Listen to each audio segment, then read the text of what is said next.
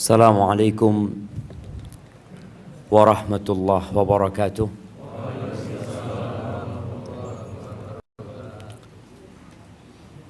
Alhamdulillah alladzi bi ni'matihi tatimmus shalihat. Segala puji bagi Allah Jalla Jalaluh yang karena nikmat dan kebaikan menjadi sempurna. Alhamdulillah pagi ini kita bisa bangun dari tidur kita, meninggalkan tempat tinggal kita,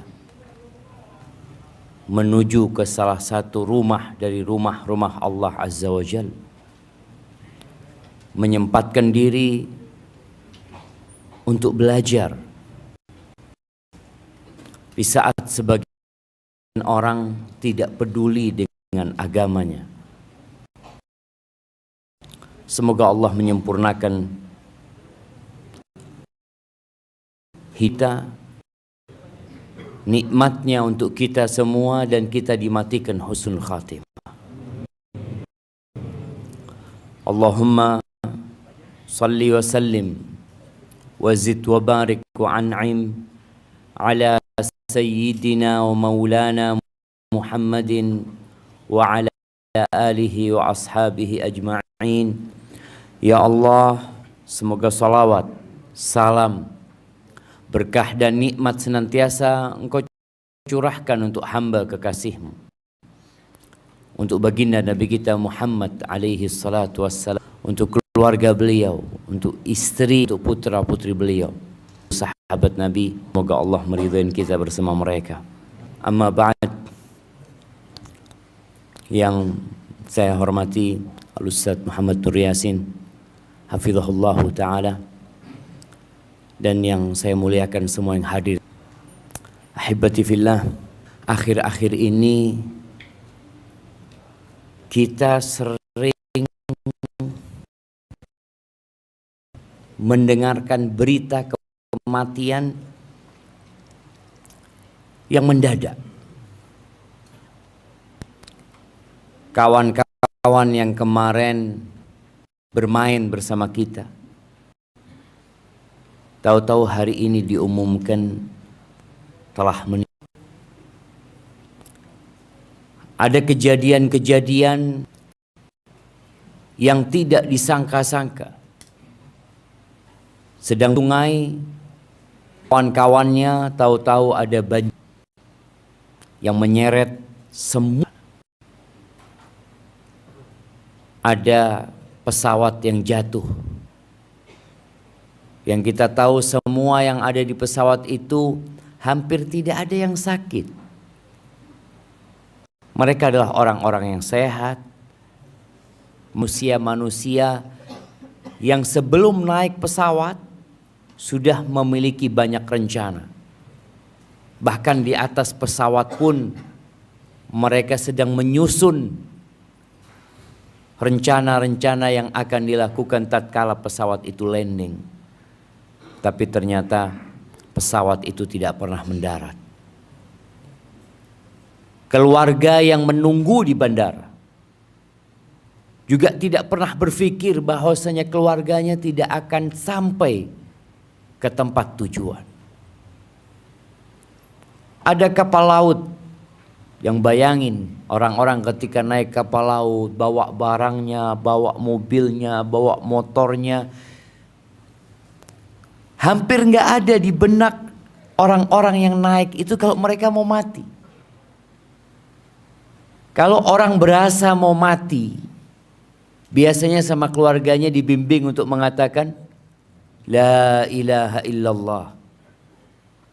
Dokter tuh kalau di ICU ngelihat pasiennya udah kayaknya mau berangkat nih, maka dipanggil semua keluarganya. Di tempat ICU yang biasanya hanya boleh menunggu satu orang, itu semua keluarga suruh masuk semuanya. Kenapa? Kayaknya sudah mau berangkat. Tapi banyak kejadian mati mendadak yang tanpa persiapan. Dan ini menunjukkan dekatnya hari kiamat. Rasulullah sallallahu alaihi wasallam diriwayatkan oleh Al-Imam At-Tabrani, tatkala beliau menyebutkan tanda-tanda kiamat, beliau mengatakan inna min amaratis sa'ah an yadhhar mautul faj'ah. Di antara tanda-tanda kiamat itu banyaknya orang mati mendadak. Ahibati fillah, mati itu biasa. Artinya orang mati itu ya biasa. Dari dulu sering kita dengar orang mati, Ustaz.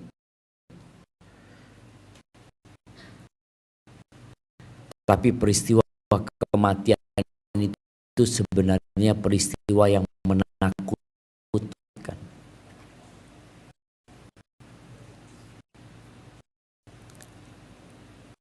Kalau antum duduk kemudian ada yang ngeprui sama martil, kepalanya dikepruk sama martil 2, 3, 4, 5 kali, apa yang antum akan rasakan? Sakit.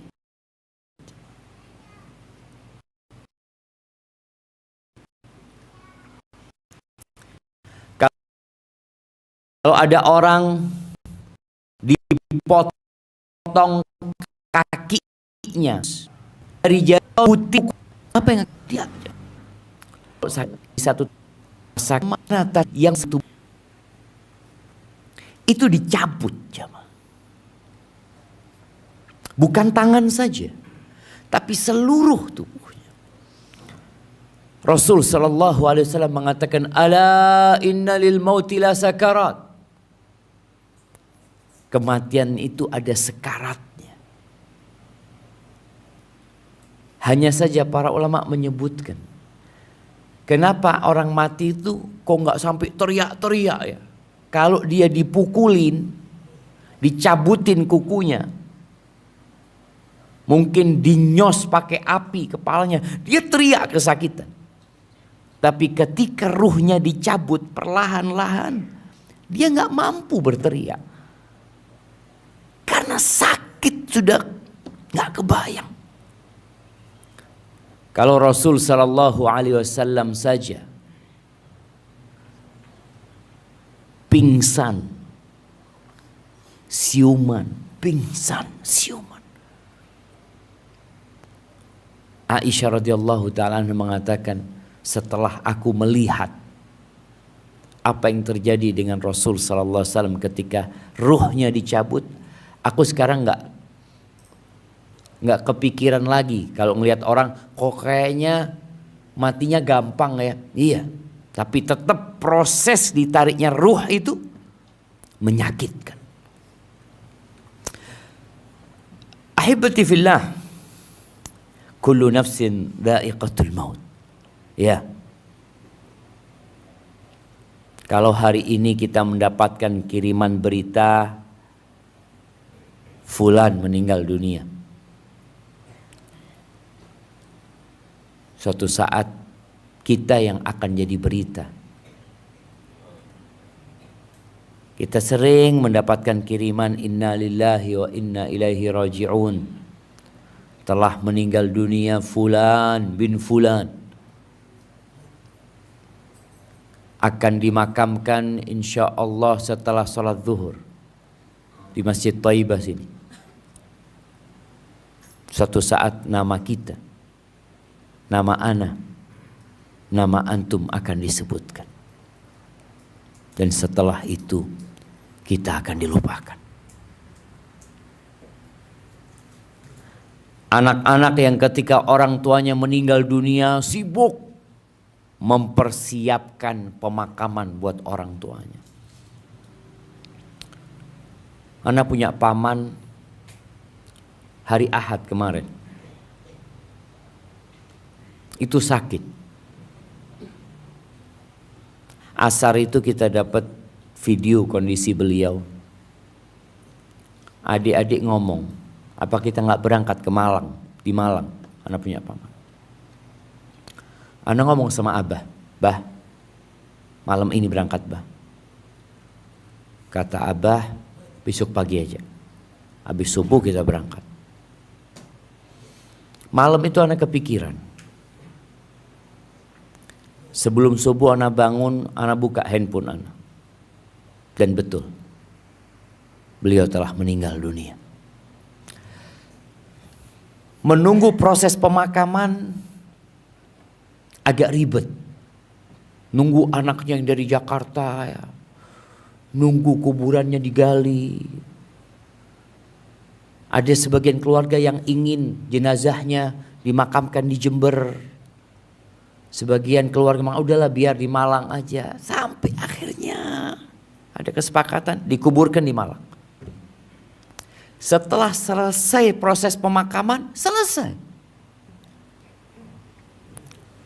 Kira-kira apa yang akan dibicarakan selanjutnya?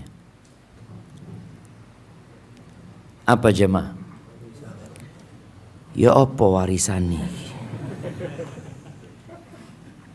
Iya. Orang tua yang capek, lelah, ngumpulin harta. Selesai. Kita mau berapa tahun lagi hidup jemaah? Yashibu ibnu Adam. Kata Nabi SAW, anak manusia itu jadi tua. Shape, jadi beruban ya. Kita kadang-kadang lihat nih, Masya Allah banyak yang sudah tua-tua, yang sudah beruban. Wa yabqal itsnan. Tapi ada dua yang tetap muda di dirinya. Antum mau lihat orang sudah putih jenggotnya, sudah bungkuk-bungkuk jalannya, antum jangan pikir dia sudah tua. Ada dua yang tetap muda di diri dia. Apa jamaah? Al-hirsu wal aman. Ambisi dan angan-angan. Tetap kepingin ini, kepingin itu. Padahal wis tuwe. Ya, itu ujian. Rasul sallallahu alaihi wasallam bersama sahabatnya, beliau bikin satu kotak di tanah agar sahabat lebih faham dengan apa yang hendak Nabi jelaskan alaihi salatu wasallam. Di tengah-tengah kotak itu beliau bikin satu garis yang keluar kotak. Di kanan kiri garis yang di dalam kotak itu. Nah,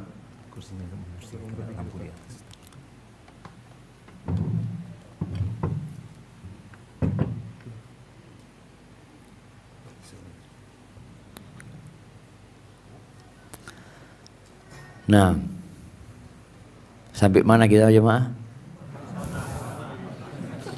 Nah, sampai lampunya kena kursi kena lampu itu. Baik. Di dalam garis yang di dalam kotak itu dibikin garis kecil-kecil menyamping ya. Lalu Nabi SAW mengatakan, hadzal insan. Ini orang, titik yang di dalam ini orang. Dibuat satu titik terus garis keluar. Sedangkan yang keluar dari kotak ini itu angan-angannya. Kotak itu adalah ajalnya. Kemudian garis yang menyamping di dalam kotak itu apa? A'rad. Ya, bencana-bencana, musibah-musibah. Yang orang itu tidak akan lepas. Mungkin dia gak kebanjiran, tapi rumahnya ambruk. Baik, mungkin dia gak kena COVID-19, tapi usahanya bangkrut. Gak akan lepas dari itu. Gak kena di kanan, kena di kiri.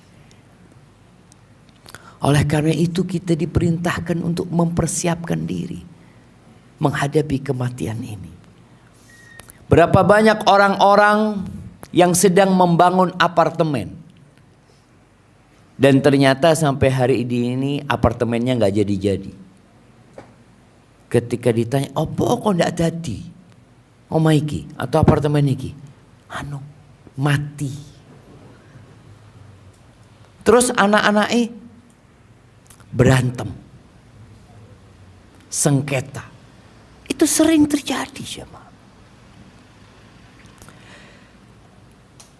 Rasul sallallahu alaihi wasallam menyuruh kita untuk banyak mengingat kematian, banyak. Aktsiru dzikra hadzimil ladzat.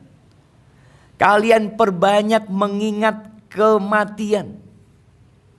Kenapa kita disuruh mengingat kematian, jemaah? Karena banyak orang lupa. Orang lalai. Kalau sudah keluar rumah, bekerja, melihat dunia ini, dia lupa dengan kematian. Bahkan resiko kematian itu tidak pernah dipikirkan sama dia.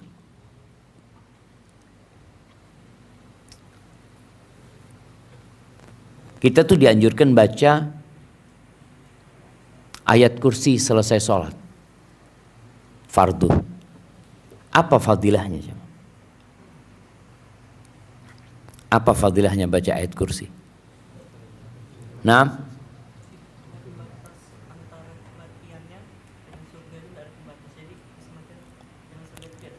iya, tidak ada yang menghalangi dia masuk surga kecuali nunggu mati dia. Artinya kalau dia mati, insya Allah masuk surga. Tapi ketika antum membaca ayat kursi setelah sholat, mikir nggak antum? Aku mau baca apa? Lek mati insya Allah mlebu surga. Habis subuh baca ayat kursi. Bisa jadi kita mati sebelum zuhur. Tapi anawis duwe amalan, ya Allah, mudah-mudahan mlebu surga, ya Allah. Habis zuhur baca lagi karena turun mati. Oh, belum mati anak. Loh, iya. Baca lagi habis zuhur. Karena boleh jadi kita mati sebelum asar. Habis asar kita baca lagi. Itu ingat mati kita, jemaah. Karena kita tahu kalau kita mati dalam kondisi telah membaca ayat kursi, insya Allah masuk surga. Maghrib juga seperti itu, Isya seperti itu. Mau tidur kita baca lagi. Ini salah satu bentuk kita mengingat kematian. Ketika mau tidur selain baca ayat kursi, kita membaca apa? Bismikallahumma amutu wa ahya. Ya Allah, dengan namamu ya Allah aku mati. Dengan namamu aku hidup. Tapi besok aku mau berangkat ke mana? Mikir, iya dak. Besok mau berangkat berencana tafadhol. Tapi mati itu datang tanpa pernah pamit dulu sama kita. Nabi SAW mengatakan, aktsiru dzikra hadzimil ladzat. Fama dzakarahu abdun qat wa huwa fi dhiq illa wassa'ahu alaih. Apa faedahnya mengingat kematian? Di antaranya, tidaklah seorang hamba mengingat kematian dalam kondisi sulit. Dia punya masalah, dia punya musibah, masalah ekonomi, masalah keluarga, apa saja. Kalau dia sulit lalu ingat mati, urusannya jadi luas, jemaah. Lah wong aku maring ini mati. Ketika dia umpamanya bangkrut, bentar lagi aku mati, kata dia. Jadi dia merasa dijalani aja hidup ini. Kenapa ada orang-orang yang terlilit hutang lalu bunuh diri? Dia ingat mati apa enggak? Loh Ustaz, dia malah kepingin mati, Ustaz. Tapi yang jadi masalah, dia tidak mengingat dengan apa yang setelah kematian. Pikirnya dia, kalau aku mati selesai urusannya. Loh tunggu dulu, dinteni bi malaikat. Iya. Kematian ini disebut hadzimul ladzat, pemutus segala kelezatan. Engkau gak bisa nambah satu amalan. Selesai, putus sudah. Wala dzakarahu wa huwa fi sa'atin. Dan tidaklah yang mengingatnya itu orang sedang dalam keluasan rizki, dalam kesenangan, dalam kegembiraan, lalu ingat dengan kematian, illa dhayyaqahu alaih, melainkan dia akan merasa sempit. Dia akan mengatakan, bentar lagi semua akan aku tinggalkan. Hadis ini diriwayatkan oleh Ibnu Hibban. Nabi SAW menceritakan kepada kita proses kematian. Ya paling tidak informasi dari Nabi SAW ini memotivasi kita untuk menjadi yang mana. Karena manusia itu cuma ada dua. Innal abrara lafi na'im wa innal fujjara lafi jahim. Orang-orang baik itu di surga, orang-orang jahat itu di neraka. Al-Bara bin Azib menceritakan bahwa Nabi SAW bersabda, innal abdal mu'min idza kana fi inqita'in minad dunya wa iqbalin minal akhirah. Sesungguhnya seorang hamba yang beriman, tatkala dia dalam kondisi berputus dari kehidupan dunia ini dan menuju kepada kehidupan akhirat. Ingat, kematian kemudian kuburan itu adalah awal persinggahan akhirat. Jadi sebelum bicara tentang mizan, bicara tentang sirat yang berada di atas neraka jahanam, awal persinggahan yang harus dilewatin semua orang adalah kematian ini. Utsman bin Affan radhiyallahu taala anhu, kalau dia lihat kuburan, dia nangis ya, sampai membasahi jenggotnya air matanya. Dia pernah ditegur sama sahabat-sahabat yang lain. Tadhkurul jannah wan nar, engkau mengingat surga, mengingat neraka, tapi engkau enggak nangis, kata dia. Wa tabki ala hadha, dan engkau menangis melihat kuburan ini.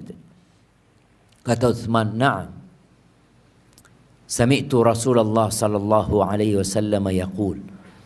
Aku mendengar Rasul sallallahu alaihi wasallam bersabda, "Al-qabru awwalu manzilin min manazilil akhirah." Kuburan itu adalah awal persinggahan akhirat. Kalau selamat dari sini, maka yang sesudahnya mudah. Jadi orang itu kalau mikirkan yang sekarang ini, yang di depan ini, yang dekat. Tapi kalau nggak selamat di sini, maka yang sesudahnya akan lebih berat lagi akan dilewati. Ketika manusia ini sedang proses tadi berpindah ke alam akhirat, nazala ilaihi minas sama malaikatun bidul wujuh. Ini orang beriman, yang mati ini orang beriman. Maka yang akan turun adalah malaikat-malaikat dengan wajah yang cerah, putih. Ka'anna wujuhahum asyams. Wajahnya seperti mentari. Dari senangnya. Antum kalau ngelihat orang gembira, antum akan mengatakan, ya Allah, ono apa iki kok terang ini. Kalau fulan datang kok terang kayaknya. Karena dia sedang gembira. Dan kondisi mereka, malaikat ini juga gembira. Mereka datang dengan wajah yang penuh keceriaan. Ma'ahum kafanun min akfanil jannah. Mereka membawa kafan. Dari kafan-kafan surga, subhanallah. Kita lihat jasad kita akan dikafanin, jemaah. Fisik ini akan dikafanin. Ruh juga akan dibungkus kafan. Ini malaikat bawa kafan dari kafan-kafan surga. Wa hanutun min hanutil jannah. Bawa parfum. Kita lihat orang kalau mati dikasih parfum ya, supaya wangi dia itu. Ini malaikat membawa parfum dari parfum surga. Hatta yajlisu minhu maddal basar. Mereka duduk di tempat yang mudah dipandang oleh orang yang mau mati ini. Jadi sepanjang dia mandang matanya memandang, kelihatan itu malaikat-malaikat. Bukan satu, malaikat-malaikat. Yang membawa kafan dan membawa parfum itu. Makanya kadang-kala antum melihat orang mati itu kok kayaknya pandangannya kosong, Ustaz ya. Diajak ngomong tidak nyambung. Boleh jadi memang dia sedang melihat. Malaikat-malaikat itu datang. Thumma yaji'u malakul maut. Kemudian datang malaikat pencabut nyawa. Tadi malaikat yang banyak itu bukan pencabut nyawa. Mereka yang akan mengambil ruh tersebut. Malaikat pencabut nyawa ini akan duduk di mana? Di arah kepalanya. Jadi mencabut itu dari arah kepalanya. Ya tentunya kalau keluar dari tubuh dari mana? Dari arah kakinya. Ditarik dari atas. Seperti apa ruh itu jemaah? Ada yang tahu? Jemaah, ada yang pernah kelihatan ruh? Ada orang masih muslim, masih percaya dengan adanya arwah gentayangan. Nggak ada jemaah. Orang kalau sudah dicabut ruhnya itu berpindah kepada alam yang berbeda. Manusia yang sudah memiliki berbagai peralatan yang canggih. Sampai hari ini nggak bisa mereka mengetahui ruh itu seperti apa. Tapi ketika dicabut nyawa mereka melihat bahwasanya panas tubuh manusia itu menghilang sedikit demi sedikit. Dan dirasakan. Kita jangan perlu alat ya. Orang yang nunggu orang sekarat itu tahu-tahu pegang kakinya sudah dingin. Dingin. Tapi masih dia. Masih belum mati. Perlahan-lahan dicabut. Fayaqul. Lalu malaikat pencabut nyawa ini mengatakan kepada ruh ini. Ya ayyatuhan nafsut tayyibah. Masya Allah. Wahai jiwa yang tayyibah. Kita sekarang berada di masjid Thayyibah. Masya Allah. Thayyibah itu yang penuh dengan kebaikan. Ukhruji. Keluar engkau. Kemana keluar? Ila maghfiratin minallahi wa ridwan. Keluarlah engkau menuju kepada ampunan Allah dan keridhaannya. Mau keluar enggak jemaah? Mau. Kalau orang umpamanya dari mobil yang bagus, dia naik mobil yang bagus, hei mas, mudun mas, keluar kemana? Pesawat jet pribadi. Oh bismillah, langsung buka turun dia. Kalau sudah turun mas kemana? Penjara. Astagfirullah, enggak, anak-anak di sini aja. Iya. Perasaan manusia ketika dia disuruh keluar dari tempat yang bagus menuju ke tempat yang lebih bagus, senang dia. Tapi dari tempat yang bagus menuju tempat yang jelek dan buruk, nggak mau dia. Ini jiwa dikatakan ukhruji ila maghfiratin minallahi wa ridwan. Fatakhruj, keluar dia. Fatasilu kama tasilul qatra fis siqa. Mengalir ruhnya keluar itu seperti antum lihat morong. Kalau airnya dituangkan itu mudah sekali jamaah. Tapi sakit jamaah.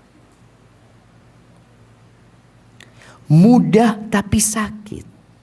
Kenapa sakit? Karena harus berpisah dari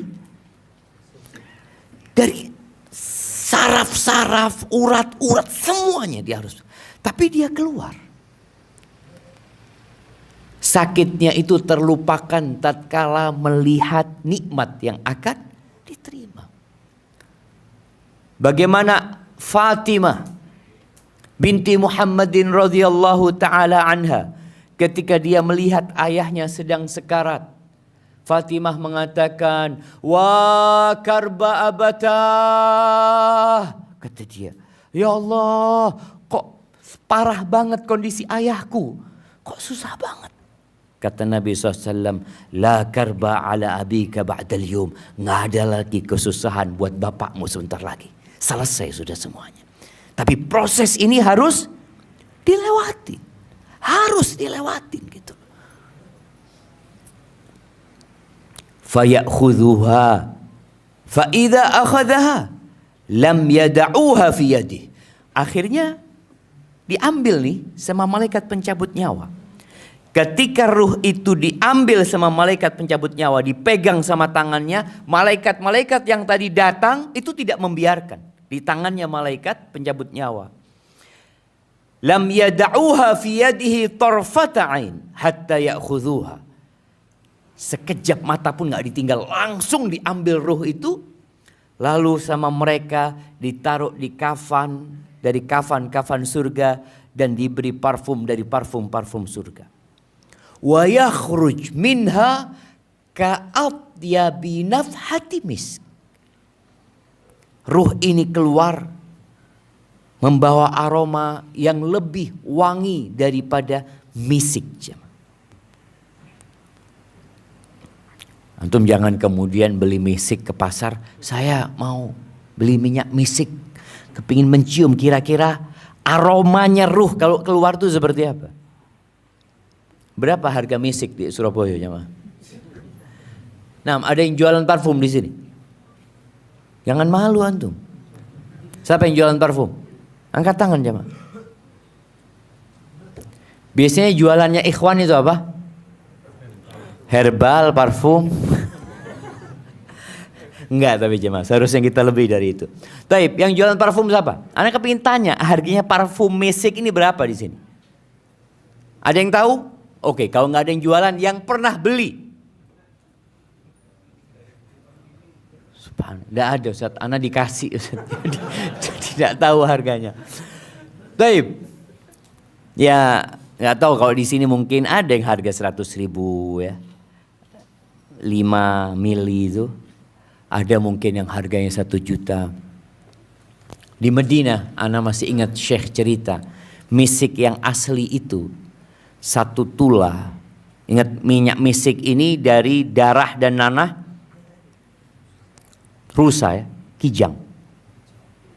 Dari darah dan nanahnya kijang. Bagaimana dia kemudian jadi wangi sekali.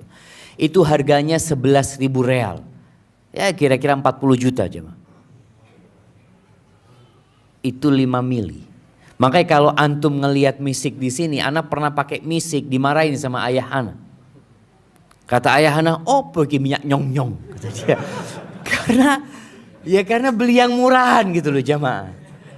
Tapi kalau misik ini, Nabi alaihissalam menyebutkan seperti misik yang paling wangi yang pernah ada. Wujidat ala wajhil ard. Seperti parfum misik yang paling wangi yang pernah ada di muka bumi ini jamaah. Ini sudah kehidupan akhirat jamaah. Fayas'aduna biha fala yamuruna ala mala'in minal malaika illa qalu ma hadzal ruhut thayyib. Akhirnya ruh itu setelah dibungkus kafan dengan parfum yang wangi dibawa naik ke langit. Tidaklah mereka melewatin malaikat dari malaikat-malaikat Allah, kecuali para malaikat itu akan berkata, apa ini? Ruh yang baik, yang wangi ini siapa ini, kata dia. Ini belum sampai ke langit dunia, belum. Fayaquluna fulan ibn fulan. Disebutkan namanya dan nama ayahnya. Bi ahsani asma'ihi allati kanu yusammunaha biha fid dunya. Akan dipanggil dengan nama yang paling bagus yang dia dinamakan di dunia. Nama yang terindah. Karena ada orang-orang yang lahir namanya mungkin kurang bagus. Sopo jenengi? Ribut bin Topan. Ribut bin Topan. Pernah lihat orang namanya Ribut? Ada ya Pak. Bapaknya siapa? Topan. Iya Ribut Topan. Tapi ketika dia belajar, dia ngaji, kan biasanya ada nama hijrah, dia ganti namanya. Mungkin di KTP-nya tetap nama Ribut bin Topan. Tapi dia dipanggil tidak lagi dengan kata-kata itu. Dan inilah yang akan dikatakan oleh malaikat. Dengan nama yang paling bagus yang dia dinamakan di dunia. yang orang memanggil dia dengan panggilan tersebut. Hatta yantahu bihi ila sama'id dunya, sampai ke langit dunia, langit yang pertama. Fayastaftihuna lahu fayuftah lahu. Mereka minta dibuka. Karena langit ini ada penjaga-penjaganya. Bagaimana Jibril alaihissalam juga ketika mau masuk ke langit pertama pada peristiwa Isra Mi'raj itu minta izin. Langit kedua, langit ketiga seperti itu. Setiap masuk ke langit, fayushayyi'uhu min kulli sama'in muqarribuha ila sama'il lati taliha. Maka ketika ruh itu dikasih izin, ditanya ruhnya siapa, akhirnya malaikat-malaikat itu ikut mengantarkan ke langit yang selanjutnya. Hatta yantahi ila sama'is sabi'ah, sampai berakhir di langit yang ketujuh. Fayaqulullah azza wa jal, lalu Allah mengatakan, uktubu kitab abdi fi illiyin. Tulis catatan hambaku ini, amalan dia di kitabnya Illiyin, kitabnya orang-orang penghuni surga, kitabnya orang-orang baik. Wa ma adraka ma illiyun, kitabum marqum. Dicatat jemaah. Jadi catatannya itu jelas, namanya fulan ada di mana jelas. Kemudian Allah mengatakan ala jalla jalaluhu wa a'idu abdi ilal ardi, balikkan hambaku ke dunia, ke bumi. Kenapa? Fa inni minha khalaqtuhum wa fiha u'iduhum wa minha ukhrijuhum taratan ukhra. Karena aku menciptakan manusia dari tanah dan mengembalikan ke tanah dan membangkitkan manusia dari tanah. Lalu dibalikin nih ruhnya. Loh Ustaz, dibalikin ke jasadnya, ke tanah dibalikin. Bagaimana kalau orang itu mati dimakan ikan hiu? Dibalikin kemana aja? Dibalikin ke tanah. Bagaimanapun dimakan ikan hiu, jasadnya itu akan kemana? Balik ke tanah. Tidak ada karena dimakan ikan hiu jasadnya berangkat ke Mars atau ke Jupiter, nggak ada. Ke tanah, ke bumi, tetap ke bumi ini. Ingat, alam kubur itu penamaan untuk umum, untuk alam barzakh sebenarnya. Karena rata-rata manusia dikuburkan. Ada orang yang dibakar, ada orang yang dimumikan. Karena sebagian orang berpikir, daripada bapakku ini nanti diazab karena aku tahu bapakku pelaku dosa, biar bapakku jadikan mumi aja. Jadikan mumi, tidak dikubur, taruh di kaca, ditungguin sama diri. Cak lihat malaikat datang enggak. Ini alamnya alam barzakh jemaah. Alam yang berbeda.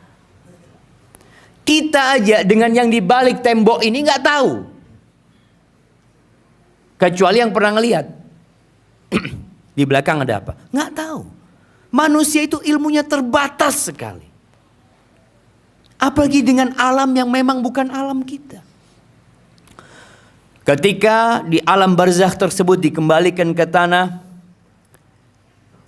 lalu datang dua malaikat. Di riwayat lain disebutkan dua malaikat ini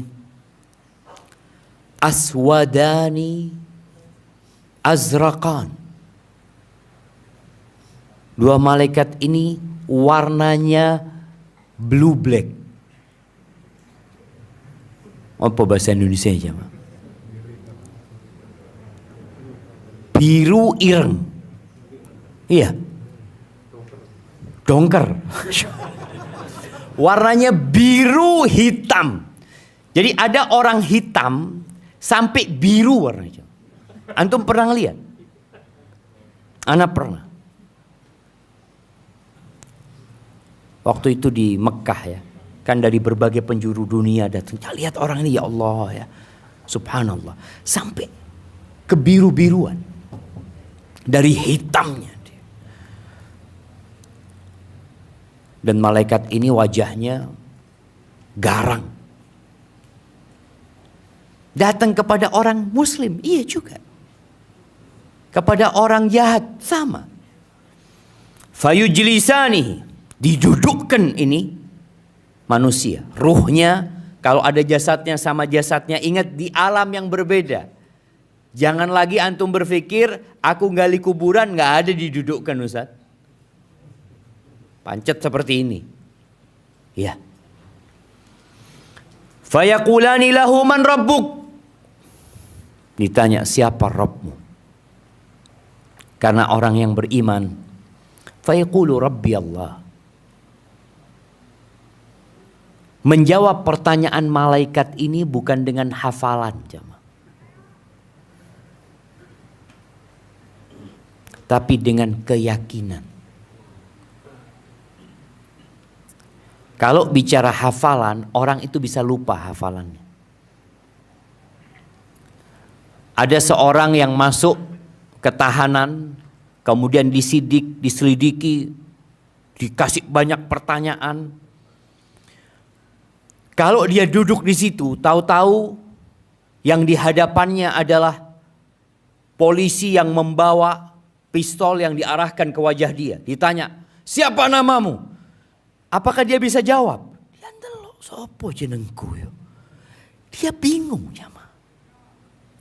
Oleh karena itu Rasul sallallahu alaihi wasallam setelah menguburkan para sahabatnya, setelah menguburkan putrinya, menguburkan orang-orang yang soleh di antara para sahabat Nabi, beliau berdiri mengatakan, istaghfiru li akhikum wasalullaha lahu tathbit fa innahu al-an yus'al. Mohonkan ampun buat saudara kalian dan mintakan kepada Allah keteguhan. Ini buat para sahabat, bayangkan. Fa innahul an yus'al. Dia sekarang sedang ditanya. Pertanyaannya 3. Kita udah dapat bocoran. Kita tahu jawabannya. Tapi sekali lagi, menjawabnya bukan dengan hafalan. Ini orang, Allah teguhkan hatinya. Dia mengatakan, Rabbi Allah. Rabbku adalah Allah. Fayaqulani lahu ma dinuk. Apa agamamu? Fayaqulu dinil Islam. Islam agamaku. Fayaqulani lahu ma hadzal rajul alladhi bu'itha fikum.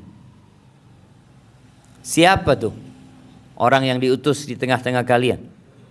Muhammad itu siapa? Kata orang ini, fayaqul huwa Rasulullah sallallahu alaihi wasallam. Fayaqulani lahu wa ma ilmuk. Dari mana engkau tahu? Ditanya lagi. Engkau tahu dari mana gitu loh. Fayaqulu qara'tu kitab Allah. Aku baca Al-Quran. Aku baca kitab Allah. Fa'amantu bihi wa saddaqtu. Aku beriman. Aku percaya dengan Al-Quranul Karim. Artinya ini orang bukan Islam-Islaman. Ini orang bukan Islam KTP. Dia berilmu. Dia meyakini agamanya. Kita hidup di masa sekarang ini banyak orang Islam yang Islamophobia. Yang takut sama Islam. Yang memandang Islam itu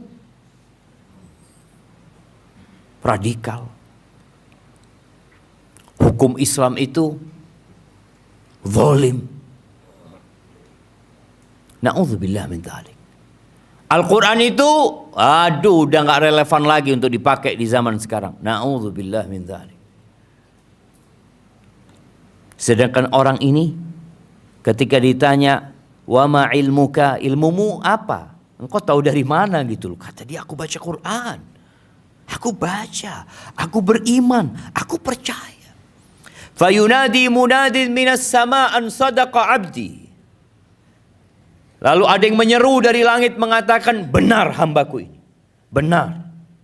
Artinya dia gak bohong, dia gak pura-pura. Dia beriman dengan benar. Fa'afrishuhu minal jannah. Bentangkan karpet permadani dari surga buat dia. Ingat di alam barzakh sana. Wa albisuhu minal jannah. Kasih pakaian dari surga buat dia. Waftahu lahu baban ilal jannah. Bukakan bagi dia pintu ke surga. Fayatihi min rauhiha wa tibiha. Ketika dibukakan itu pintu menuju ke surga, dia mencium aromanya, wanginya, segarnya. Ya Allah jemaah ya. Antum kebayang kalau antum kepanasan, ongkep, sumuk, tahu-tahu ada pintu dari kamar ber-AC.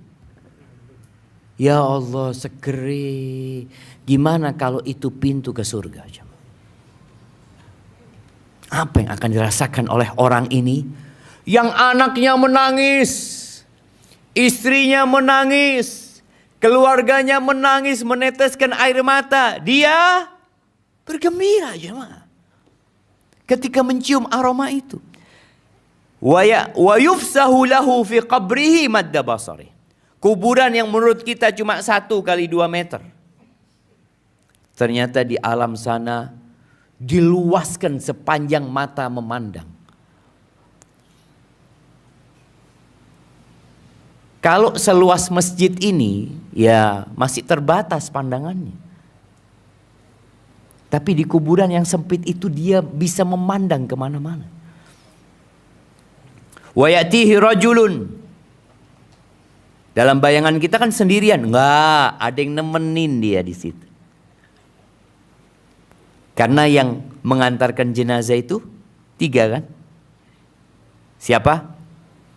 Keluarganya, hartanya, dan amalnya. Yang 2 pulang. Anak kita akan pulang. Orang tua kita pulang.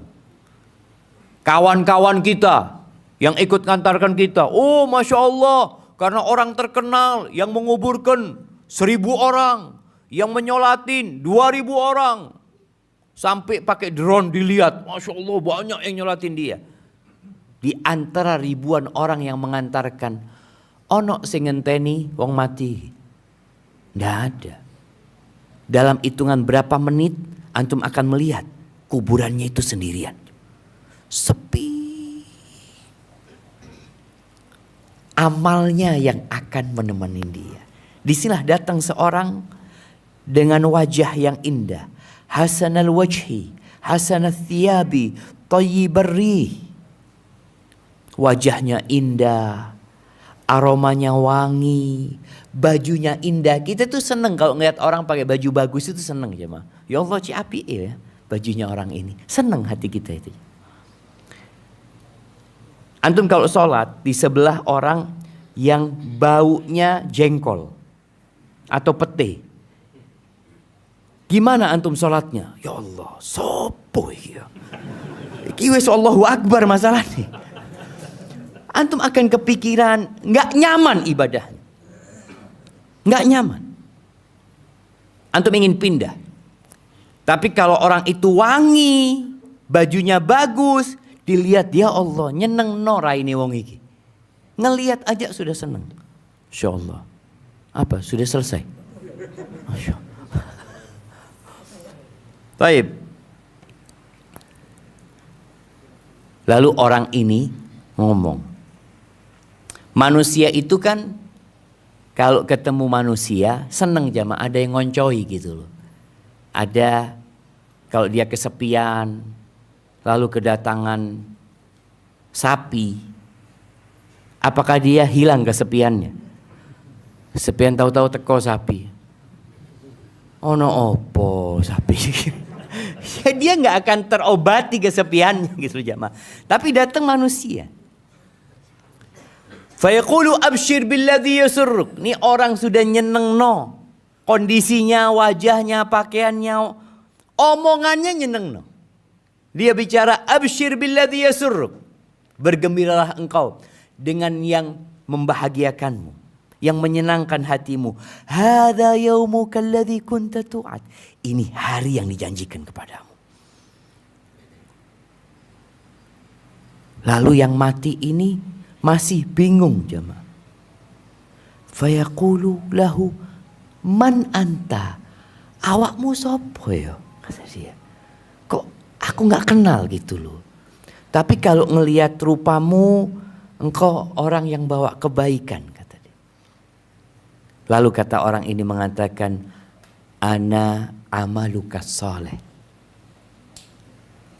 Aku amal solehmu. Subhanallah jemaah. Itu yang akan mendampingin kita. Ketika dia mendengar ini adalah amal solehnya, fayaqulu rabbi aqimis sa'ah. Rabbi aqimis sa'ah, wahai Rabbku, bangkitkan kiamat, bangkitkan kiamat. Dia minta kiamat segera terjadi. Kenapa dia menginginkan itu? Hatta arji'a ila ahli wa mali, agar aku bisa kembali kepada keluargaku, kepada hartaku. Maksudnya dia bisa masuk surga bersama keluarganya, menikmati kenikmatan yang indah. Karena dia belum masuk surga. Ruhnya berada di surga.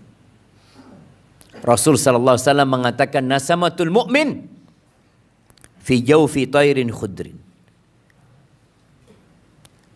Nyawanya orang beriman itu berada di rongga burung hijau. Ya, dia berada di pohon-pohon surga. Ada perbedaan antara ruhnya orang mukmin yang mati biasa dengan ruhnya orang mukmin yang mati syahid. Kalau ruhnya orang mukmin itu, ya dia di pohonan surga, tapi nggak bisa kemana-mana. Adapun ruhnya orang yang mati syahid, kata Nabi SAW, tasrahu fil jannah haitsu tasha. Dia akan keliling surga di dalam rongga burung itu kemana saja. Kemudian dia akan istirahat, akan bernaung di gantungan-gantungan yang berada di bawah arsy Allah Azza wa Jalla. Itu orang yang mati syahid. Kalau orang mati biasa, ya tadi dia merasakan kenikmatan itu, cuma nggak seluas orang yang mati syahid.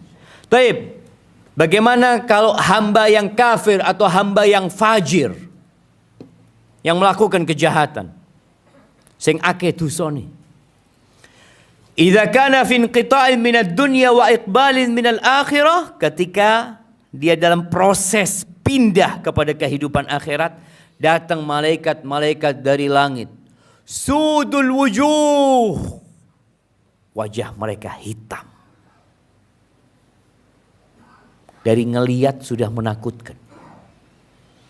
Ma'ahumul musuh, mereka bawa juga kafan, tapi bukan dari surga, dari tempat yang berbeda. Fayajlisuna minhu maddal basar, sama, dia duduk di sepanjang mata orang ini melihat. Maka orang mati itu kadang-kala melihat. Dia sudah diproses perpindahan itu. Thumma yaji'u malakul maut, sama, malaikat pencabut nyawa datang di kepalanya lalu mengatakan, ayyatuhan nafsul khabithah, wahai ruh yang busuk, ukhruji, keluar engkau, ila sakhatin minallah wa ghadab, keluar engkau menuju kepada amarah Allah dan murkanya. Mau keluar ruhnya itu jemaah. Fatafarraqa fi jasadi.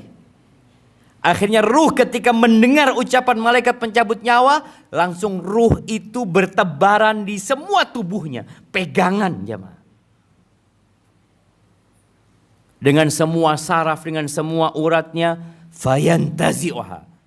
Kalau tadi fayakhudhuha, diambil sama malaikat. Karena orang beriman disuruh keluar, dia mau keluar. Langsung diambil. Tapi kalau ini dicabut jemaah. Dicabut kama yuntaza'us safut minas sufil mablul. Sebagaimana dicabutnya kawat berduri dari bulu domba atau apa yang basah jemaah. Kalau dicabut itu akhirnya saraf-sarafnya, urat-uratnya itu melok kabeh jemaah. Seperti itu yang terjadi dengan orang jahat. Apalagi orang kafir. Fayakhudhuha, diambil setelah dicabut, dipegang sama malaikat pencabut nyawa, lalu malaikat-malaikat yang wajahnya hitam tidak membiarkan di tangan malaikat pencabut nyawa. Mereka ambil, ditaruh di kafan tersebut. Keluarnya ruh ini ka'antani rihi jifatin wujidat ala wajhil ard. Aromanya seperti bangkai yang paling busuk yang pernah ada di muka bumi.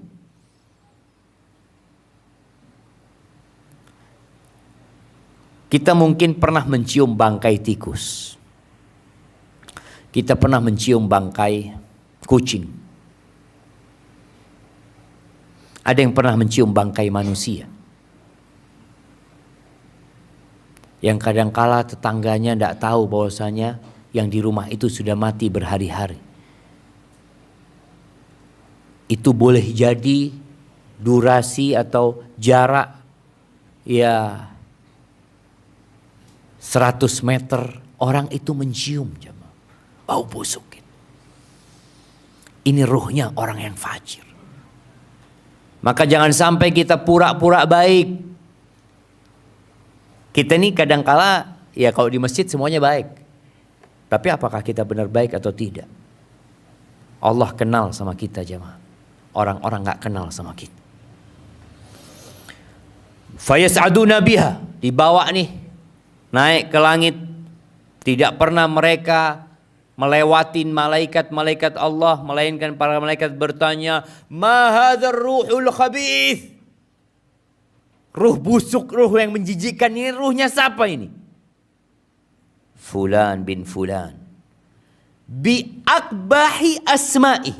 Dipanggil dengan nama yang paling buruk yang dia dinamakan di dunia. Ada orang yang namanya bagus, tapi panggilannya buruk. Karena orang jahat biasanya dikasih label macam-macam sama orang kampung. Ya, dia akan dipanggil dengan nama terburuk dia yang dia dipanggil di bumi ini. Maka malaikat ketika sampai ke langit dunia, mereka minta dibukakan. Nggak dibukakan. Nggak dikasih izin. Lalu Nabi SAW membaca firman Allah, La tufattahu lahum abwabus sama. Nggak akan dibukakan bagi mereka pintu langit. Lalu Allah mengatakan, Uktubu kitabahu fi sijjin fil ardi sufla. Tulis catatan dia, amalan dia dalam sijjin, di bumi yang terendah. Ruhnya itu bukan dikembalikan tapi dilemparkan. Ruhnya itu. Bayangin bagaimana orang kalau jatuh dari ketinggian ya 100 meter. Bagaimana kalau dari ketinggian 1000 meter. Ini dilemparkan ruhnya. Lalu dikembalikan kepada jasadnya. Datang lagi malaikat. 2 malaikat yang warnanya biru hitam. Fayaqulani lahu man rabbuk. Ditanya siapa Rabbmu? Fayaqul la adri. Dia mengatakan enggak tahu aku, kata dia. Enggak tahu. Dalam riwayat lain disebutkan sami'tun nas yaquluna faqultu. Aku mendengar orang-orang mengatakan Tuhannya Allah, aku juga ikut mengatakan Allah. Jadi Islami ikut-ikutan. Sebagian orang di Indonesia ini sebenarnya bukan orang Islam. Maka yang sempat ramai beberapa tahun yang lalu tentang dilegalkannya aliran kepercayaan. Orang-orang yang punya yang Islam, yang aliran kepercayaan tadi, kejawen, biasanya KTP-nya Islam dia. Karena belum kata mereka karena nggak boleh agama lain gitu loh maksudnya. Ya akhirnya dia Islam karena keluarganya Islam. Maka dia nggak pernah tahu Islam itu apa. Ditanya Tuhannya siapa? Dia mengatakan la adri. Fayaqulani lahu madinuk, apa agamamu? Nggak tahu aku, kata dia. Tapi aku mendengar orang-orang mengatakan Islam, ya kataku Islam. Lalu ditanya, ma hadzal rajul ladzi bu'itsa fikum? Kalau orang itu siapa? Enggak tahu. Tapi aku mendengar namanya Muhammad SAW, katanya utusan Allah. Katanya. Maka ingat, menjawabnya itu jamaah bukan dengan hafalan, tapi dengan keyakinan. Fayunadi munadin minas sama, maka akan ada yang menyeru dari langit mengatakan, an kadzaba abdi, dusta hamba ini. Fa afrishuhu minan nar, kasih dia permadani dari neraka. Waftahu lahu baban ilan nar, bukakan pintu ke neraka.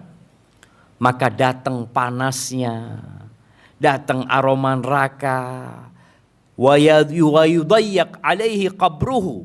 Kalau yang tadi yang mukmin diluaskan kuburannya, seluas mata memandang, kalau ini disempitkan kuburannya sampai tulang-tulang dia berantakan. Lalu datang seorang laki-laki, kalau dia laki, datang seorang kepada dia, qabihul wajh, wajahnya buruk. Qabihul thiyab, wajahnya buruk, pakaiannya buruk, busuk baunya. Lalu orang ini mengatakan, abshir, abshir billadhi yasu'u. Ini ada kabar gembira buat engkau. Gembira apa?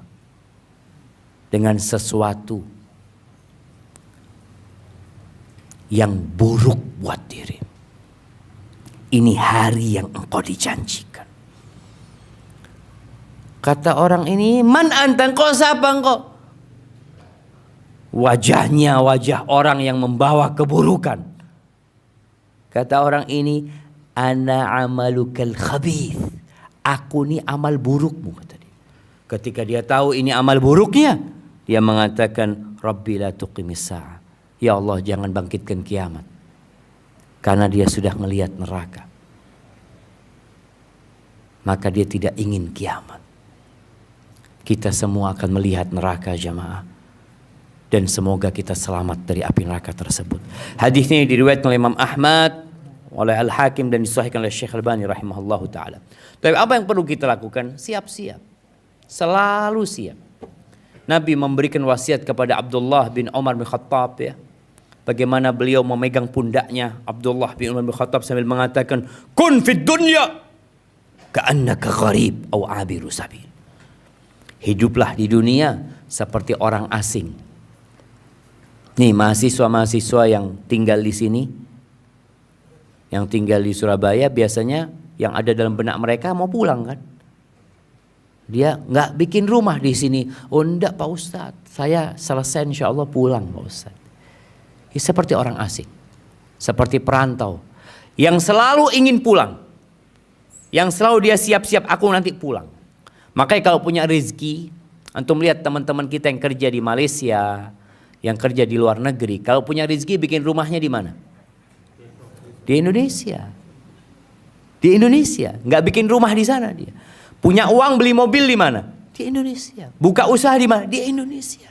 Kalau ditanya, loh mas sampean kerja capek dapat duit, nggak menikmati sampean ini? Loh menikmati Ustaz, tapi bukan sekarang.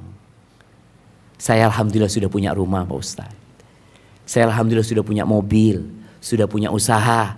Tinggal bentar lagi kontrak anak habis, anak pulang. Itu yang harus kita siapkan. Kontrak kita habis, kita sudah punya rumah di surganya. Usahakan seperti itu, seperti orang asing. Tapi kalau semua hartanya dihabiskan di dunia, pulang tidak punya apa-apa.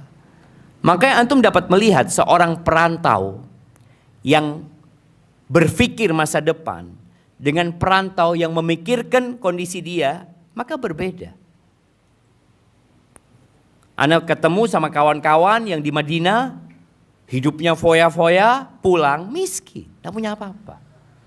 Tapi ada orang yang susah ketika di Madinah kerja. Anak tanya, berapa tahun antum bekerja? 28 tahun Ustaz. Dia bekerja menjadi supir waktu itu. Tapi pulang senang dia jemaah. Karena semua sudah siap. Au abiru sabil kata Nabi. Atau yang lebih tepatnya engkau jadi seorang yang sedang transit. Orang kalau transit lebih parah lagi jemaah. Maksudnya dia itu lebih siap lagi untuk terbang. Kalau antum transit kereta dari Jakarta mau ke Jember, turun di Pasar Turi, melanjutkan ke Gubeng, apa yang antum akan lakukan? Cepat-cepat. Jamnya, loh tinggal 1 jam lagi ini. Ya Allah, sudah barang-barangnya dibawa semuanya, berangkat. Kenapa? Bentar lagi keretanya mau jalan, kata dia. Jadi lebih siap lagi siapa? Orang yang transit itu. Antum lihat jemaah haji yang transit di Jeddah mau berangkat ke Indonesia, atau transit di bandara Dubai mau berangkat ke Jakarta. Itu orang-orang kaya kadang-kala tidur di lantai jemaah. Kadang-kala tidur di kursi. Kita lihat dulu, iki wong soge iki.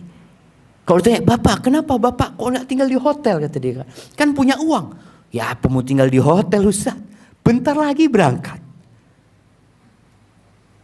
Dia siap hidup susah. Karena dia tahu dia akan berangkat untuk selama-lamanya. Maka berusaha kita untuk mempersiapkan diri.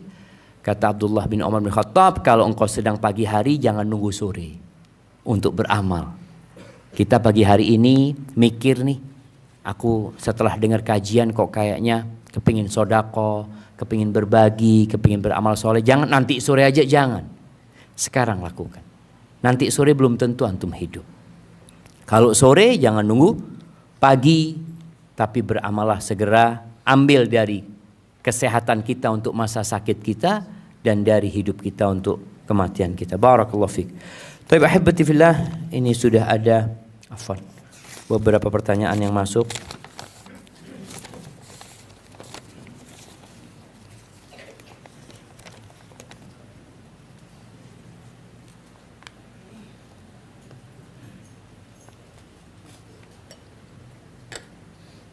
Izin minum dulu aja, bismillah.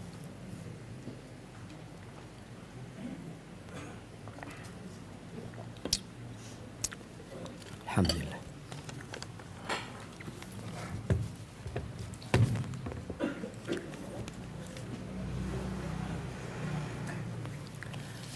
Kayaknya kalau ada pertanyaan dikumpulkan di bawah dulu jamaah. Jaluk tolong Ustaz ya. Kelompoknya baru. Ya, bismillah. Afwan Ustaz. Izin bertanya. Kenapa nggih ana merasa ada gap, ada jarak dengan ikhwan-ikhwan kita yang memiliki kelebihan rizki, the have, kata dia. Seakan ikhwan ini mengeksklusifkan diri hanya untuk sesamanya yang juga kaum berpunya. Bukankah Utsman bin Affan rahimahullahu ta'ala radhiyallahu ta'ala anhu dan Abdurrahman bin Auf mudah ditemui pada zamannya? Jazakallahu khairan. Ya, boleh jadi ini perasaan. Ngerti perasaan jemaah? Kita itu merasa kok kayaknya dia ada jarak sama anak. Padahal kita yang gak enak untuk mendekat sama dia. Kita harus berbaik sangka sama saudara kita. Kan antum tadi merasa kok koyok kayak gitu katanya. Ini yang pertama. Yang kedua, harta itu ada efek sampingnya. Orang itu kalau punya harta kadangkala jadi sombong. Kadangkala dia ya nggak ingin kumpul sama orang-orang miskin. Ada penyakit seperti itu. Oleh karena itu Rasul Shallallahu Alaihi Wasallam berpesan kepada Abu Dzar radhiyallahu taala anhu, wa ausani bihubbil masakin waddunu minhum. Aku dikasih wasiat sama Nabi alaihi salatu wassalam agar aku cinta kepada orang miskin, cinta dan dekat sama mereka. Subhanallah jemaah. Maka orang-orang yang kaya ini harus cinta sama orang-orang miskin. Loh, kenapa Anda cinta sama mereka? Kenapa jemaah? Ternyata kita itu jadi kaya karena orang-orang miskin. Mungkin orang kaya ini nggak merasa. Rasul sallallahu alaihi wasallam mengatakan, innama tunsaruna wa turzaquna bidu'afaikum. Kalian itu sama Allah ditolong, dibantu, dikasih rizki karena orang-orang yang lemah di antara kalian. Jadi orang kaya itu harus sadar ketika Allah bukakan pintu rizki, ini gara-gara adanya orang-orang miskin, orang-orang lemah. Bagaimana kalau orang miskin memboikot orang kaya? Orang miskin tidak mau jualan beras. Saya mau tanam beras tak makan dewe. Orang miskin tidak mau membangunkan rumahnya orang kaya. Dilihat orang kaya bangun rumah, ndak bangunan dewe. Orang kaya mobilnya bagus, minta disupirin, ndak supirono dewe. Apakah akan ada orang kaya? Nggak ada. Pembantu di rumah orang kaya, nggak ada yang mau jadi pembantu orang miskin. Apakah orang kaya tetap kaya? Enggak. Dia jadi pembantu, dia jadi sopir. Kalau dia mau masak sendiri. Maka kalau dikatakan mungkin ada orang-orang kaya yang merasa ada jarak sama orang miskin, maka ingat dengan wasiat Nabi SAW. Dan antum yang mungkin tidak punya harta, antum harus jadi orang kaya. Ya apa jadi orang kaya jemaah?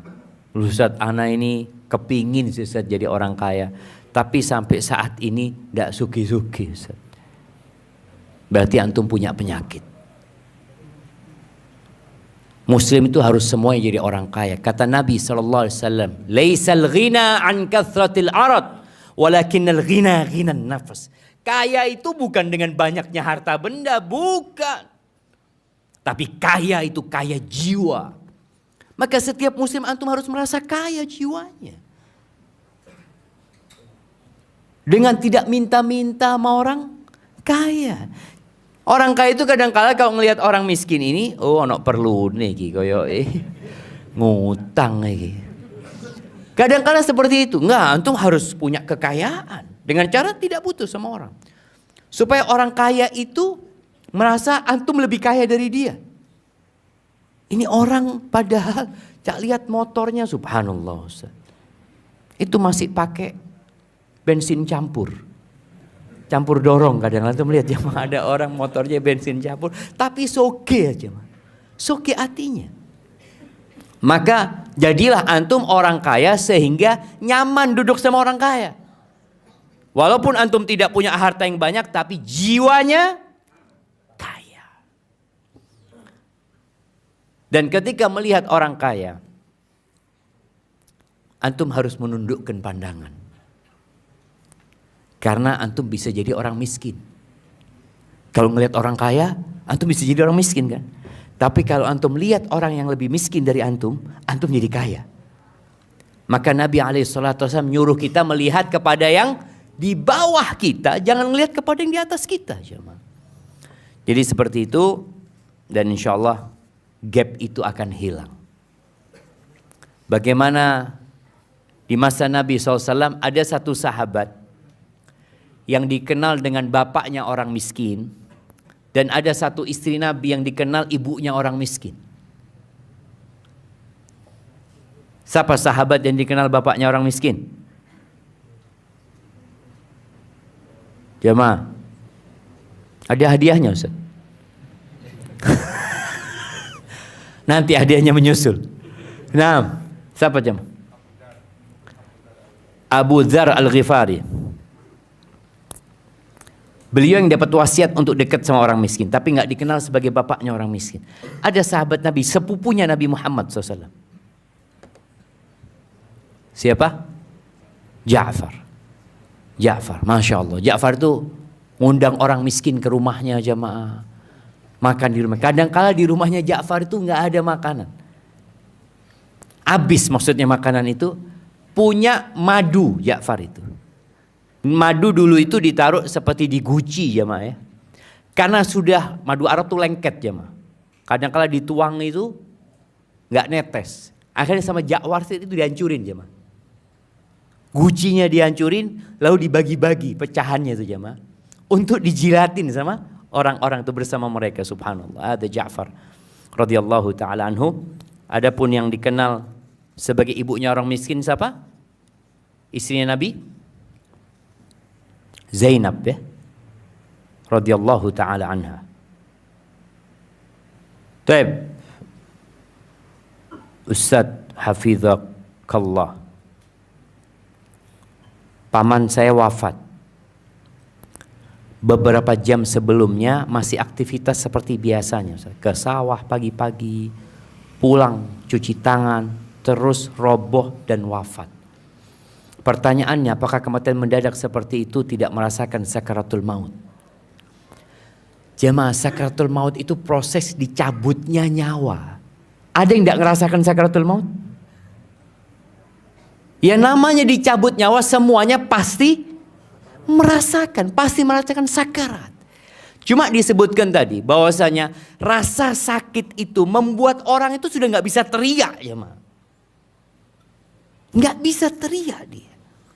Kalau orang tadi dipukulin tangannya dia masih teriak-teriak, kesakitan dia.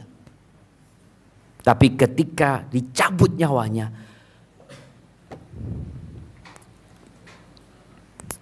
Amr bin As itu kepingin sekali tahu ya apa rasanya kematian. Kalau ada orang mau mati sama Amr ditanya, tolong engkau kasih tahu ya apa kematian itu. Iki wong teh mati kon cerita kematian. Ketika Amr bin As mau meninggal dunia, anaknya ngomong sama bapaknya, Abdullah bin Amr, ayah engkau selalu kepingin tahu gimana sih kematian itu prosesnya. Sekarang kau ceritakan ayahku. Kata Amr, aku sekarang seakan-akan gunung itu ada di dadaku. Dan aku bernafas dari lubang jarum, kata dia. Jadi sesuatu yang sangat dahsyat sekali. Makanya orang yang mati mendadak, ada sebuah riwayat yang diperselisihkan oleh para ulama, tapi mauquf kepada Aisyah radhiyallahu taala anha sahih. Athar ini menyebutkan bahwasanya orang yang mati mendadak itu, kalau itu orang beriman, rohah lil mukmin, maka sebagai tempat istirahat buat mukmin. Istirahatnya nggak merasakan sakarat, tetap merasakan sakarat, tapi tidak merasakan sakit yang berkepanjangan. Kan ada orang yang masih sakit jamaah sebulan baru mati, tapi ada orang yang langsung mati. Itu buat orang beriman. Kalau sudah siap mati, mati mendadak aman buat dia. Tapi kalau nggak siap mati, dia belum sempat tobat. Biasanya orang kalau sudah sakitnya parah kan, datang keluarganya, dikatakan banyak baca istighfar ya, banyak tobat. Kemudian masih bisa tulis wasiat. Tapi kalau langsung mati nggak bisa. Namun buat orang jahat, maka mati mendadak itu adalah pencabutan nyawa yang menyakitkan sekali. Hukuman dari Allah Subhanahu wa taala. Karena dia belum sempat bertobat. Jadi tinggal kalau bicara paman antum tergantung. Kalau dia adalah orang yang soleh, semoga itu jadi kematian yang baik ya. Karena dia nggak perlu merasakan sakit yang berkepanjangan. Tapi kalau bicara sekarat, tetap jamaah proses dicabutnya nyawa itu semua orang merasakan. Ada orang, memang ada riwayat tentang orang yang mati syahid di medan perang. Itu disebutkan dia merasakan sakaratul maut itu kaqarsa, seperti cubitan atau seperti gigitan semut. Karena sejak awal peperangan dia itu sudah merasakan tebasan pedang yang dia lihat. Jadi dia sudah merasakan sakit batinnya dengan hal itu. Maka Allah ringankan buat orang yang mati syahid seperti dicabut, seperti dicubit atau digigit semut itu. Afwan Ustaz, izin bertanya di luar tema. Terkait profesi pengacara. Anak kayaknya harus minum dulu baca ini jemaah. Bismillah.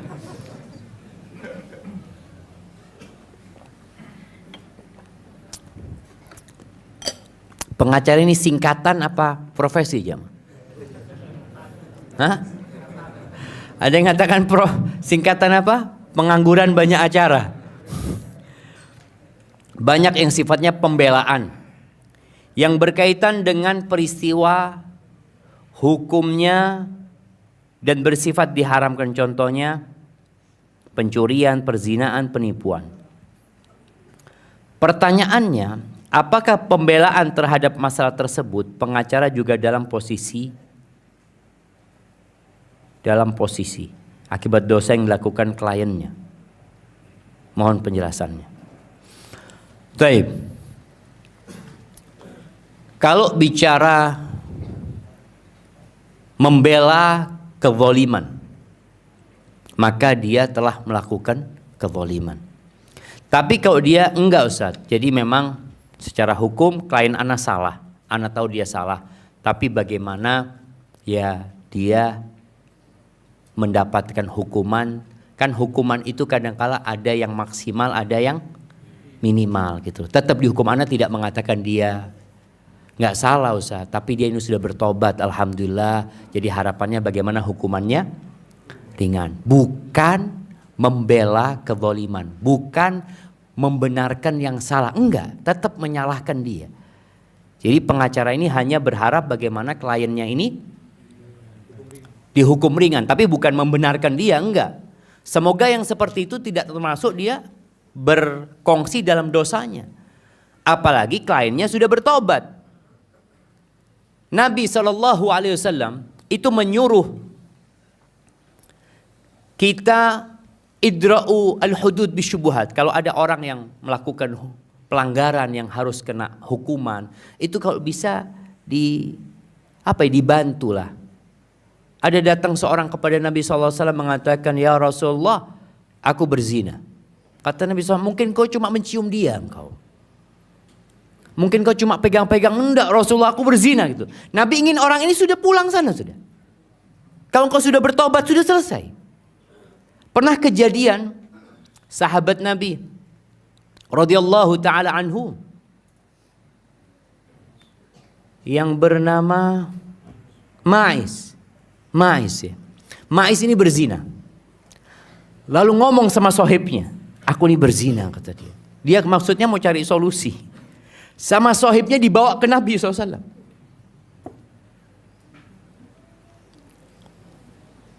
Nabi menegur yang membawa Ma'is ini. Nabi mengatakan kepada dia, halla satartahu bi izarika. Kenapa engkau nggak tutupi dia dengan sarungmu gitu? Artinya kalau engkau dengan selendangmu, kalau nggak punya apa untuk menutupi aibnya, tutup dengan selendangmu. Artinya dia berbuat dosa dan dia sudah bertobat. Kalau bisa ditutupin, ditutupin kalau sudah bertobat gitu loh. Jadi pengacara ini dilihat, kalau kliennya ini, kliennya ini memang pezina, Ustaz. Jangan diusahakan cari hukuman yang ringan. Antum dosa juga, seharusnya dia ini dirajam seharusnya. Jadi antum jangan sampai membela kasus-kasus yang Allah murka. Tapi kalau orang itu sudah bertobat, bagaimana dia mendapatkan hukuman? Tetap dia mendapatkan hukuman, tapi ya hukuman yang tidak berat. Semoga kita tidak termasuk di sana jamaah. Tapi jangan sampai melakukan suap, riswah, ini dan itu, tambah dosa lagi antum. Hakim itu ada 3, 2 di neraka, 1 di surga. Jadi persentase masuk surga itu bagi hakim itu 1:2. Na'udzubillahi minanar. Maka harus berhati-hati. Antum kalau mendengar para ulama dahulu, kenapa takut jadi hakim? Sampai disiksa ulama itu nggak mau jadi hakim. Karena takut mereka jamaah. Sedangkan sekarang yang ada daftar jadi hakim. Daftar sekarang jamaah.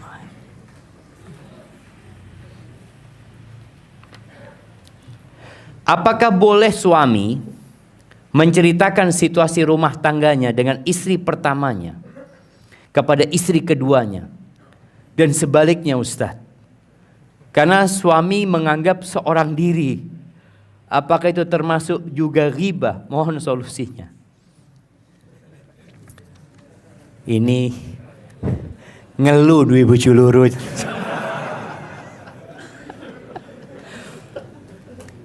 Iya.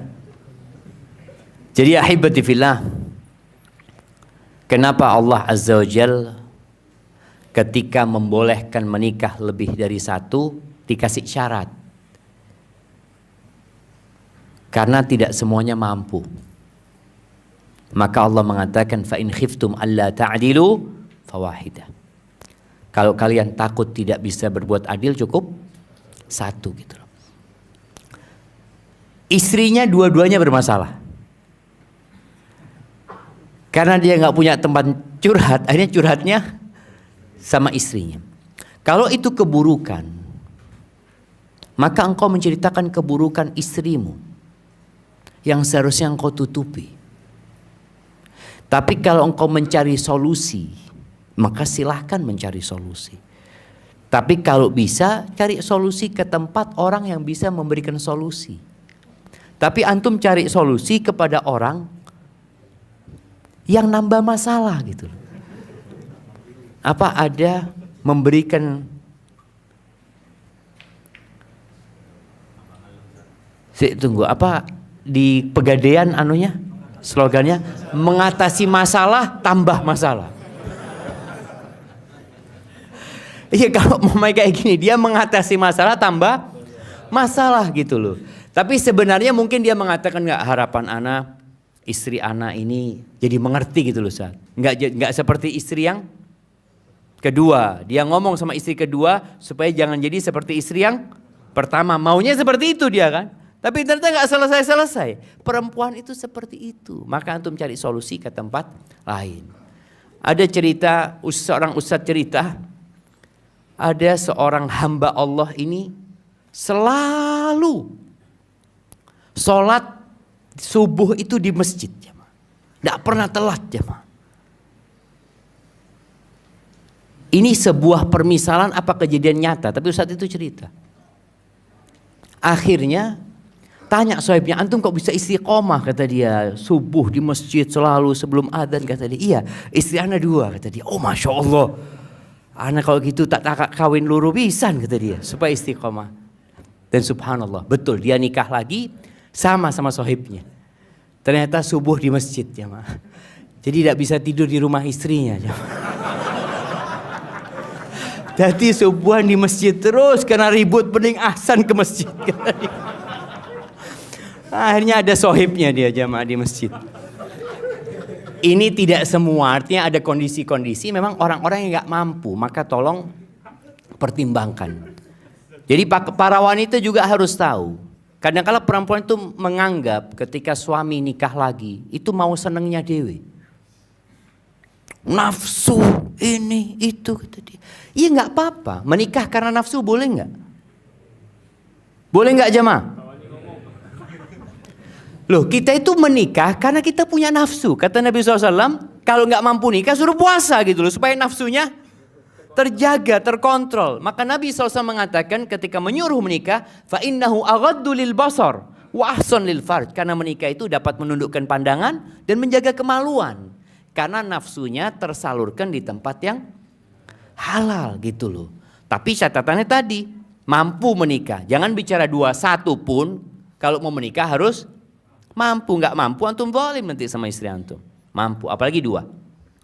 Taib. Hanya saja perempuan itu lupa bahwasanya suaminya ini bukan hanya oleh seneng tok, tapi dia juga dapat ngelune.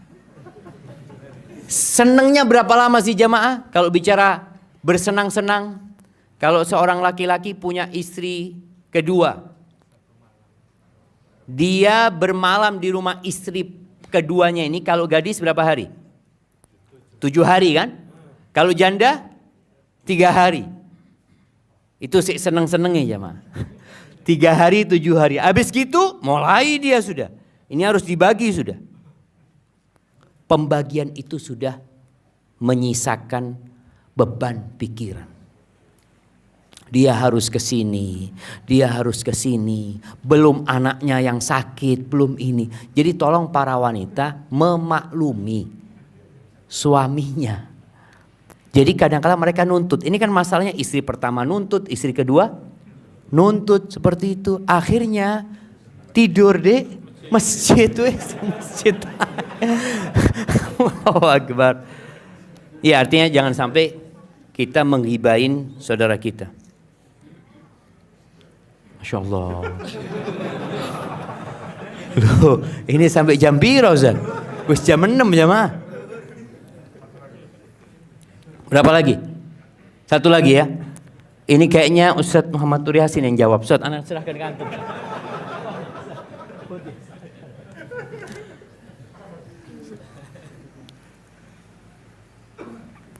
Assalamualaikum warahmatullahi wabarakatuh. Ustadz, nenek anak telah wafat 11 bulan yang lalu.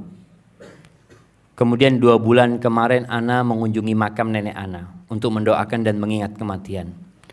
Namun Ana tidak bisa menahan air mata karena teringat canda tawa dan jasa beliau yang telah merawat Ana dari kecil sampai Ana dewasa. Apakah yang Ana lakukan termasuk berlebihan Ustadz ketika berziarah ke nenek Ana? Menangis itu nggak apa-apa jemaah. Ketika Rasul SAW ditinggal mati oleh putranya Ibrahim, beliau itu meneteskan air mata. Abdurrahman bin Auf radhiyallahu taala anhu heran. Wah, anta ya Rasulullah, engkau juga nangis ya Rasulullah, kata Abdurrahman. Apa kata Nabi SAW? Innal aina la tadma. Mata itu meneteskan air. Wa innal qalba la yahzan. Hati itu sedih. Wala naqulu illa ma yurdi rabbana. Tapi kita tidak mengatakan kecuali yang diridhai Allah Azza wa Jalla. Artinya meneteskan air mata, menangis itu nggak apa-apa. Cuma kalau dilihat di sini, menangisnya itu teringat canda tawa dan jasa beliau. Nggak nangis kira-kira nenek opo di kuburan. Itu yang kadang-kala kita harus pikirkan. Jadi mengingat di kuburan, iya kalau amalan nenek ini cukup ya, kalau ternyata nenek kurang ibadahnya. Jadi menangis itu seharusnya bukan mengingat canda tawa, tapi mengingat kehidupan yang selanjutnya. Disitulah kita mengingat kematian, jadi takut gitu loh. Cuma kadang-kala orang ya ada kenangan yang membuat dia jadi ingat. Baik, nggak masalah engkau nangis karena itu, tapi kemudian rubah tangismu untuk mendoakan nenek. Jadi rasa sedih itu mengantarkan kepada semangat untuk mendoakan nenek yang sudah merawat, bagaimana kebaikan dia, bersodakoh untuk dia. Artinya sang cucu ini berusaha untuk terus membalas budi baik orang yang pernah baik sama dia, yang sudah tidak bisa menambah amalan lagi, maka dia yang memperbanyak istighfar untuk orang-orang tersebut. Itu yang dapat Anda sampaikan. Kurang lebihnya mohon maaf jemaah, banyak pertanyaan yang belum dijawab. Antum jangan sedih. Antum jangan mikir ya Allah aku kesel nulis tidak diwoco Ustadz. Berarti itu kan kadang-kadang kan orang jadi, insya Allah catatan antum akan dapatkan di rapot antum pada hari kiamat. Karena antum sudah mencatat dan antum sudah berusaha, semuanya itu walaupun sebesar semut kita akan mendapatkan balasan darinya. Subhanakallahumma bihamdika asyhadu an la ilaha illa anta astaghfiruka wa atubu ilaik. Assalamualaikum warahmatullahi wabarakatuh.